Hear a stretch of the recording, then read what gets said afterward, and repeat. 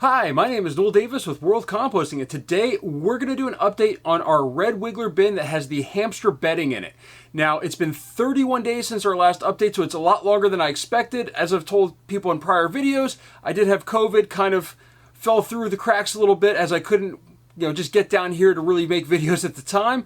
But I'm healthy again, back to normal, and it's time for me to get into this process of bringing all my bins in. Saying that, I think that we are going to start shutting down this system. And it's not for the reasons you think. This is working incredibly well. The castings look really nice. But the problem is the storing of hamster bedding down here is causing, I think, a lot of bugs to enter my basement, and especially these, not like fungus gnats, but I've got these like minute bugs or whatever they are. They're like smaller than fungus gnats, and they're really annoying, and they're all over the place down here.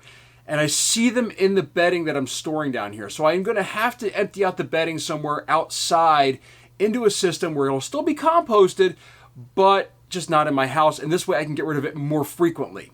So with that, we're going to start winding down this system. We'll probably add in a little bit more bedding this time, and then this will probably be the last one. And then we're just going to let it sit, let the worms chew through everything, and then we'll sort it, and then we'll be over. I'm not going to show you probably the sorting. Maybe I will, maybe I won't. I don't know. It depends if I get to it.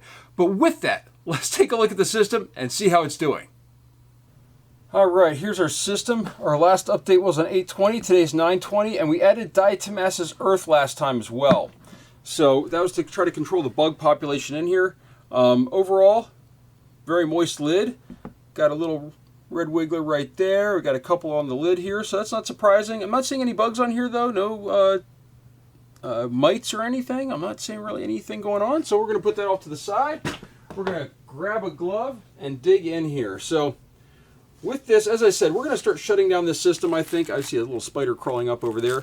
I just feel that this system is sort of it's good. The worms are loving it. I mean, I've got them crawling all over the sides here.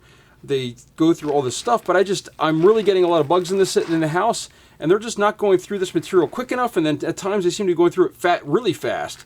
So they're doing a great job, though. And just look at this material. This is, I mean, look at this. The mango seed in here is still in here, but the material that we added last time, it's all gone, almost. Ooh, hold on, we found it. We found the stuff from last time. Look at this. They're still working at it. They're taking their time. I thought it was all gone. I thought it was on this side that we fed, but it was this side over here, it looks like. So I had my sides wrong. But look at this. So look at all these worms in here. I mean, there's just tons of them, and they're still going through this material. But it's just the fact that they're not quite able to keep up with the hamster, I feel. So we're going to have to start moving this around. Oh my gosh, look at all these worms. Look at that. Absolutely loaded with them. I mean, this is just great material for the worms. I mean, it's loaded with the micronutrients that they need for good fungal activity. I mean, they're meant for eating. I mean, they're called manure worms for a reason, and that's what they are right now. They're eating essentially hamster waste, and they look really, really healthy. They look really good, and it looks like they're branching out. Maybe that's why they're up on the sides. They're looking for more food, actually. But look at this. I mean, you can just see them. They're all over this food in here. They're doing a great job. But it's still, I mean, this has been 30 days since the last edition, or 31 days, actually. And I still have now 2 containers of food to add to this. And they're not able to keep up with it, which is funny since before I was going through it too quickly when I had 2 systems going. I had my African nightcrawler system also with this, which they were doing really good with it as well, and that was going too quickly. And actually, I do want to say it was really muddy before, but the diatomaceous earth, we're seeing a good consistency now in the system compared to what it was. So I'm really pleased with that. I mean, you can just see it just sort of it's not still a little muddy, but it's not too bad. So we might add some more diatomaceous earth to try to thin this out a little bit more. We'll add some more food probably too. I mean, no reason not to. I've got a lot of it. I need to get rid of some of it now before too many bugs get into it. The diatomaceous earth also should be sort of anti-buggy, I guess I could say. But this just looks great. So with that, let's go ahead and stack this up on this side over here. We're going to just bring all this stuff over because I have a lot to add in here, although I still have a full bag, basically a big grocery bag full of it still on the side. What we're going to do is we're going to grab all this out. This is still a little bit muddy over here, but we're going to grab all this. Remember, this stuff is also, there's no issue with it being cold or anything like that. I don't have to worry about the worms because this stuff is room temperature. It's just been sitting in my basement to let it kind of mature a little bit. But the idea is that I'm not going to be able to do that in the future. I can't just let it sit down here this long. It's really becoming an issue where it's really buggy. Now, before I do this, I am going to put a mask on.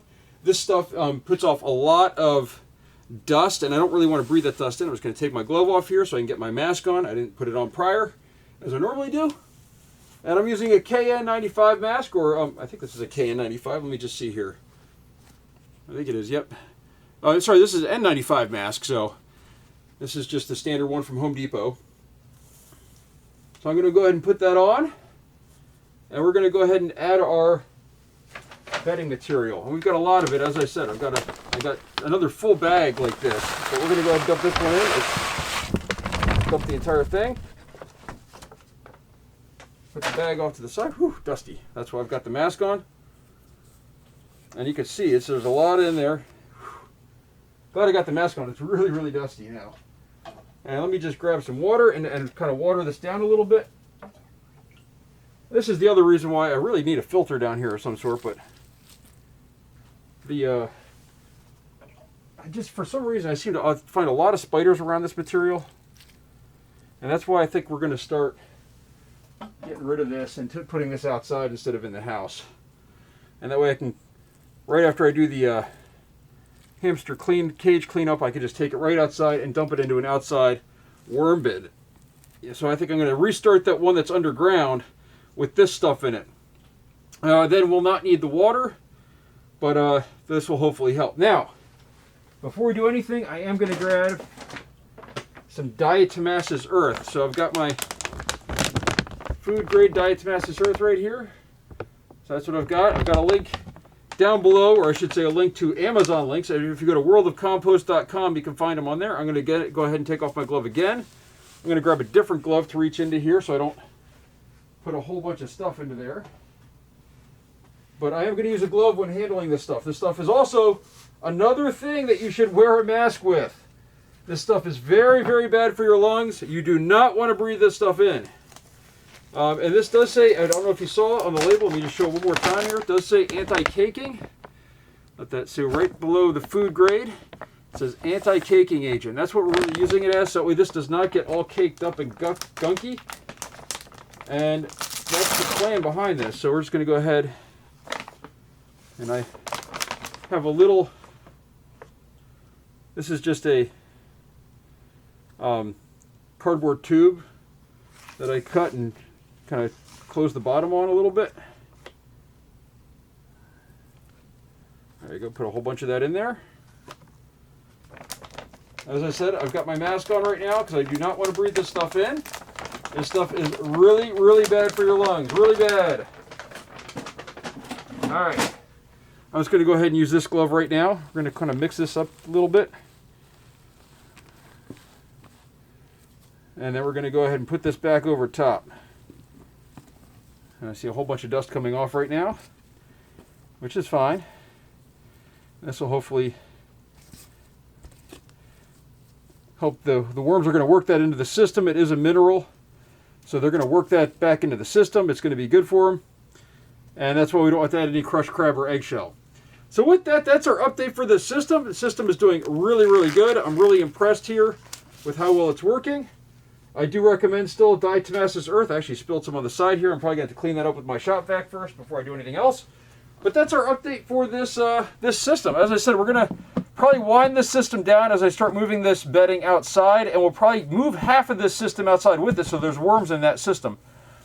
But this is that system I buried in the ground. I'll see if I can link to it up above. But overall, this is a great system. It's worked really well. I highly recommend composting hamster bedding in a worm bin. It works really well.